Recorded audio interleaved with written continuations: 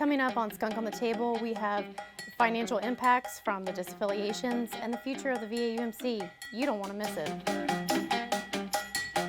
Skunk on the Table!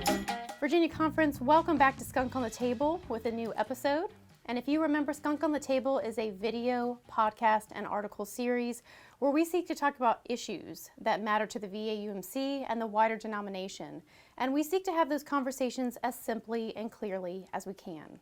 The topic today is disaffiliation, the financial impacts in our conference, and also the future of the VAUMC leading into 2024. We're going to have two wonderful guests today to talk about both of those topics. I do just want to remind our membership and our conference as a whole that information is now available on the conference website, sharing more about our final special annual conference session on October 7th. There's all kinds of information for you, including the disaffiliation reporting guide with metrics, FAQs, and the agenda. So we very much encourage you to take a look at that and well verse yourself before October 7th. And now our first guest is going to be David Dommisse, our conference treasurer. So David, welcome to the couch. Welcome to Skunk on the Table. Thank you for having me. I joked with David before because we haven't had a guest yet throw a skunk on the table, so there is still the possibility that that happens today. David might be up for the challenge. We don't know. We'll see. But we're going to get right into it. So David, when we are thinking about where the conference is after disaffiliations, where does our conference stand in terms of financial stability and where we are? We are still very stable financially. We're going to lose roughly 11% of the financial capacity of the conference through disaffiliation, including all the different rounds of disaffiliation. That's a significant number, but one that we can handle. We are much better off than many of our fellow annual conferences. We've done a good job managing it, and we will have to make significant changes, but we're coming from a place of relative strength, and I can believe we'll continue to be strong into the future. And one of those changes, can we expect changes to apportionments at all? I would expect short-term in 2024, that budget has been set by the annual conference. And we have collected 2 years of apportionments from each one of the churches, the current year and one future year. The future year will be applied against that 2024 budget to keep the apportionments more or less in line with what churches have been experiencing. The churches that remain have experienced. 2025, we're going to have to redo our budget. We have to realize that only 89% of the capacity remains. We'd like to present a budget that reflects that, maybe even lowers it more than 11%. There's a fair amount of work to be done. We've already started the work. That work will pick up even more now that we know what our targets are. So I would anticipate major changes presented at next annual conference for the 2025 year. Is there anything else that you and CFA are considering as you all prepare this budget for next year's annual conference session to be presented? We are working very hard. Earlier this year, we're always collaborative, but this year even more so. There are a series of meetings being scheduled with various conference leaders, with the bishop being informed of everything, looking at how we can bring ministry to the conference and support to our churches and our pastors in a more efficient way. I'm excited about this. I think we needed to do this whether or not we went through disaffiliation. A new focus, a new energy. I feel it throughout the conference. Everybody's excited about the future, moving past disaffiliation, and we want to create a budget that inspires people as we change to meet the demands of the church going forward. When we look at the landscape of disaffiliation in the Virginia Conference, are there any other assets that we've lost due to those disaffiliations? We haven't lost any assets. You know, our camps are still our camps. district offices are still with the districts. We have lost a projected $180 million in real estate, which is about 8.5% of the total real estate owned by the conference through, including all of its churches and districts.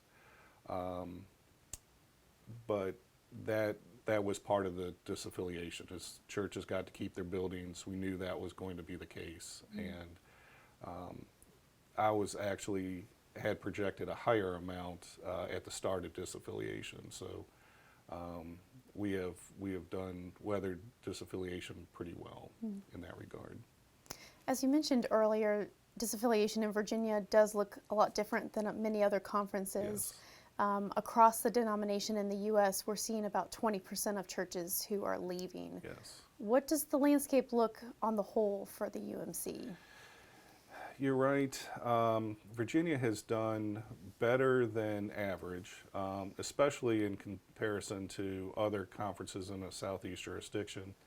Southeast jurisdiction's losing about a quarter of its churches. South Central is close to 30%. The other three jurisdictions, Western's like 2%, and the others are in the mid-teens. We've been blessed in Virginia to have as few churches leave as other places. For the budget, losing on average 20 to 25% at the end, it's probably going to be around 22%, will mean our general church will have to cut about 22% of its budget in order to not negatively impact the churches that are remaining. And so I know they're hard at work at that. I serve on one of the committees that helps guide that. Very talented people there. But they will present a budget, which I don't know what it will exactly look like, and our delegation will vote on it next spring, and that will determine the budget. I think for Virginia, since we are losing a smaller percentage, that means we're going to be a bigger part of the pie at the end. But if the general church does cut their budget roughly 20%, I don't think it will have a significant change to the amount that the annual conference has to pay on a per church basis. So you mentioned where we will be in terms of the general church. What about specifically our jurisdiction? Our jurisdiction, we're going to be a much higher percentage of our jurisdiction leaving. We've had some annual conferences lose over half of their churches. I would anticipate some changes in jurisdictional lines at some point in the future. I don't have any specifics, and it's just me looking at what I think makes sense. But when you look at the number of churches that have left, I think some streamlining will inevitably take place. And I think for the jurisdiction, we will end up picking up a higher percentage. There is no capacity to cut the jurisdiction at the same percentage, the 25%, because it is really only the budget for putting on the jurisdictional conference. There's not much ministry outside of that at the jurisdictional level in any of the jurisdictions. But it's not a significant amount that should cause churches, local churches, to worry. It's a very, very small percentage of what is asked of them for support. So as David, as we're looking at the future in our conference in the UMC, do you foresee that we're going to have to find other modes of funding other than apportionments? Yes. This has been true for a while. We have done studies at the general church level to look at, the future of apportionments. We know disaffiliation is hastening the inevitable, that we needed to be more focused. I'm not worried about that. We just need to be creative. But we're going to have to look at alternative funding sources other than apportionments. I think as our churches retrench and meet the needs of their communities, the percentage of their budget going to apportionments has to come down in the future. Not immediately, but we need to start that work now, and we can phase that in over time. And I hope we start working on that soon as we head into the future. As part of that future work, obviously we've seen more disaffiliations in Southern Virginia than we've seen in other parts of Virginia. So do you foresee that we might have to redistrict in the future? Do you foresee that we might have to redraw lines? It's possible we will look at the number of districts again. We knew when we made the change to 8 that disaffiliation was coming. When we did that, we didn't know what disaffiliation would look like. We now do. 3 districts have a very high concentration of the total number of churches who have disaffiliated. I would expect some redrawing of lines in the future. Again, I have not been a part of any discussions to that effect yet. But looking at the concentrations of churches that have left in areas, it would make sense to me that we would revisit, if not the number of districts, the lines dividing the districts. So I would prepare that is a possibility. And so the 2553 legislation obviously sunsets at the end of this year. People might be asking, Amen, Skunk. How people might be wondering, how will they be able to disaffiliate after that legislation ends in our conference? No. This sunsetted or sunsetting at the end. The churches who are disaffiliating are known. We will be voting on the last group of 120 in October. There will be no more churches going through the process. I cannot speak for what happens from General Conference next year. There may be a way forward after that, and the conference will look at that change and follow the Book of Discipline. But there is nothing currently that would allow a church to disaffiliate after December 31st, and there are no plans to create an alternative path to do so. So David, that was the final question, but is there anything else that you or CFA would really like the conference to hear in terms of financial impact on our conference following disaffiliation? I would like the conference to know that we have been preparing for this for years. We've done a tremendous amount of scenario planning. We are going to be financially strong. We're going to present a well thought out plan. We are going to speak with all the stakeholders in the budget to come up with a budget proposal for 2025 that really is focused on supporting our churches, getting into their communities, reaching new people, making disciples. Disaffiliation is the perfect time to do what we should be doing anyway. And we are going to have an open and transparent process in this, and I would welcome feedback. Please, if you have thoughts and ideas, give me a call, let me know. We're looking for really good ideas. We are going to work with all the stakeholders, and we'll alert the conference to the thinking as things crystallize in the process. Well, David, thank you so much for having this conversation with me. Sure. And Skunk on the Table continues after this short break, where we'll talk about next steps in 2024. Skunk on the Table! Our next guest is Dwayne Stinson, who is the Director of Connectional Ministries for Discipleship and Congregational Vitality.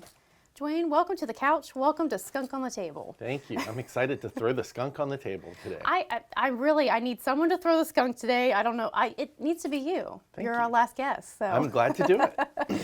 So I'm very happy to have Dwayne with us because, Dwayne, I wanted to talk with you about really next steps for VAUMC leading into 2024. Obviously, some of our members might have questions that aren't financially driven, but they will have questions leading into October 7th and past it. So can you tell us, once we know that we have one more date in the VAUMC for disaffiliations to be considered, and that's October 7th. So following that, from your perspective, from that of our leadership and Bishop Sue, what is going to be the focus of the conference following disaffiliation? Thanks, Maddie. I think the future of the conference is on mission and ministry. This has been a painful conversation. It's been hard. It's created a lot of grief for a lot of folks who have theological differences. But it has also been a huge distraction from our mission to make disciples for Jesus Christ for the transformation of the world. And so I'm hoping that we can renew our focus on how we share the gospel with people in a way that shows them that Jesus loves them and invites them to follow the call that God has for them and has equipped for them. So that's my hope. My hope is that we can get back to our actual mission as a denomination and as Christians. Well, and in different videos that Bishop Sue has already done, she's already talked about wanting to see the Virginia Conference, our clergy and lay, bring joy to what they do, to live that out. So especially in your new role, you've been at the Conference Center, but now you're one of the director of Connectional Ministries. Where do you see joy in what you're doing? I see joy in the number of people who are passionate about reaching young people who are not necessarily coming into our doors. I see great joy in the fact that there are local churches for the first time, at least in my time in the conference, who are asking the question, how do we go out to those folks? How do we engage them in the world where God is already at work, but the church hasn't always been? And so I hear people talking about creative, innovative ways of reaching out into their communities, of becoming more enmeshed in the local communities, more engaged with people outside the church walls, and really redirecting their focus to the people outside the doors instead of to the folks gathered in the pews once a week. So when we're thinking about disaffiliation, to be honest, David and I were talking, the Virginia Conference is in a different place than a lot of other conferences. But at the same time, different parts of Virginia are experiencing it in a different way. Southern Virginia is definitely seeing more disaffiliations than other parts of the area. So if I was a person in the Virginia Annual Conference where there have been more disaffiliations, how can those people be connected with churches and people who are staying United Methodist? There are a number of ways. The first way is simply for folks to look for other United Methodist churches in their area. But I realize that's a painful process. If your home church has just disaffiliated, there can be some trauma from that. And so people may not be ready. And so we actually have a program called Next Steps. And Next Steps is a resource that the Virginia Conference offers. It's nextsteps.vaumc.org. So it's a little different than our typical website, but nextsteps.vaumc.org. On it, we have resources for individuals. We have some general church resources, including worship services as a way of sort of having some closure and grieving the loss of your home church. We also have a whole initiative called Bridge Churches. And Bridge Churches are churches that do exactly that. Their role is simply to offer the support, encouragement, and pastoral ministry that folks need based on their needs, not on what the church wants to offer. These are not churches that are seeking new members. They're just seeking to provide a system of support while people discern where God is calling them next. Obviously, we're still early in the process, but from what you've seen so far, what has been the reaction of these churches who are choosing to be bridge churches? That seems to me very much our connectional system at work. Oh, it's beautiful because, number one, it's given churches something forward-looking and hopeful that they can do. By identifying as a bridge church, they feel like they're doing something positive in the midst of this disaffiliation process. So it's given a lot of energy just to the congregations. It's also given people who felt abandoned by the church in a lot of ways, spaces where they can feel supported and gather. One of my favorite stories is in Appomattox, Virginia, so a rural area. There's a group of folks that numbers as many as almost 50 people who have already started worshiping in a building, and they are receiving support from other United Methodists in their community to help them have a structure so that they can collect money for missions, receive offerings. They've rented space. They're actually using space for free. It was actually donated. They're not even renting it. But they've got other churches that are helping them with the infrastructure so that they can gather and meet and discern, do we become a new church in the near future? So there are possibilities. There are a lot of areas in our conference where there are clusters of people whose church disaffiliated, but they have chosen to stay part of the United Methodist Church. And one of the ways people can do that is we actually, by discipline, there is a general role of the United Methodist Church. And we are using the general role as a holding place for people who want to remain United Methodist, but who haven't found a new church yet or aren't quite ready to join a new church. And so that's another option that's available on the Next Steps website. That's great. So can you tell us just generally, in areas where there might be high number of disaffiliations and there's going to be a limited UMC presence, can you tell us what work might be done by the bishop and cabinet in those areas, and also for future new church starts? All of this is contextual, right? Even in those, what we might call United Methodist deserts, there are some United Methodists in the area. We're having conversations about how churches across district lines and even churches across conference lines might be able to provide support for some of those areas, because those boundaries that we draw are artificial, but there are United Methodist Christians on both sides of those lines. And so we're trying to take advantage of the proximity, and we're also just in discernment. It really depends on the needs of each particular community. I know the church development team, which Jonathan Page, my colleague, staffs, is ready and willing to help areas discern what's next for them in terms of new church development, if there needs to be some.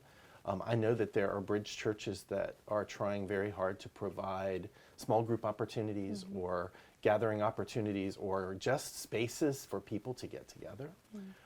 In a virtual world, there are ways that we can connect people virtually if we need to.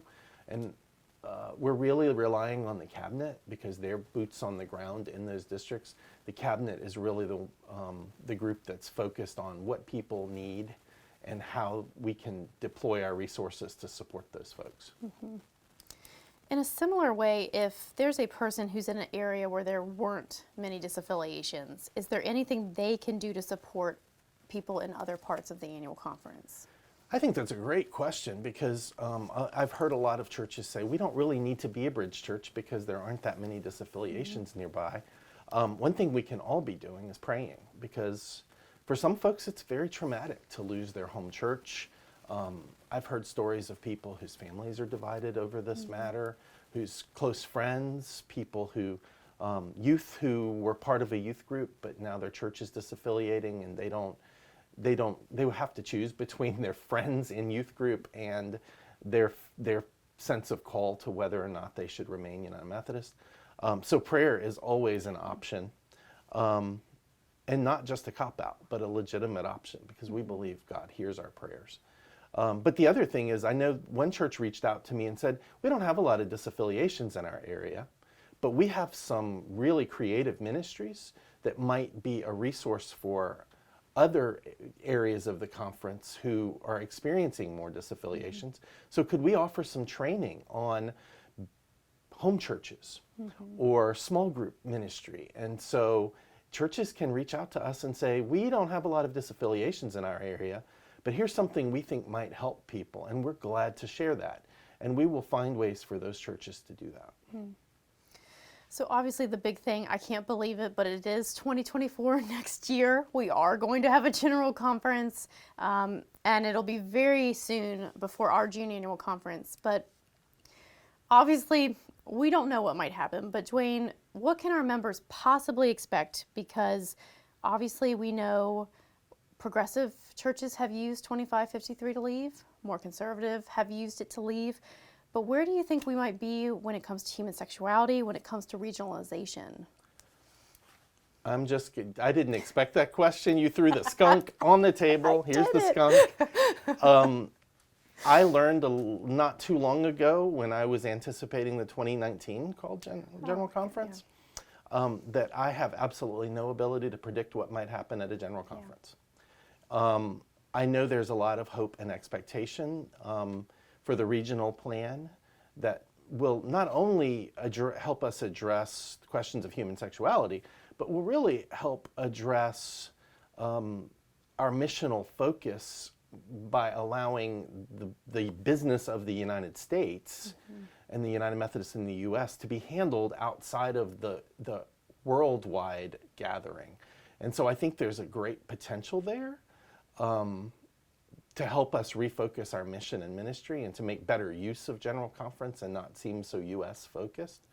But I'm not certain that that will pass. I hope it will, but I don't know. I'm not good at predicting these things. I'm not good at predicting the weather, politics, or General Conferences. So, but we do want to thank so much and pray, obviously, for our delegation who has been working very hard and for a long time. So to our clergy head, Reverend Lindsay Bainham Freeman, to our laity head, Warren Harper, and to our whole delegation, our prayers are with you and our support is with you as they continue to work.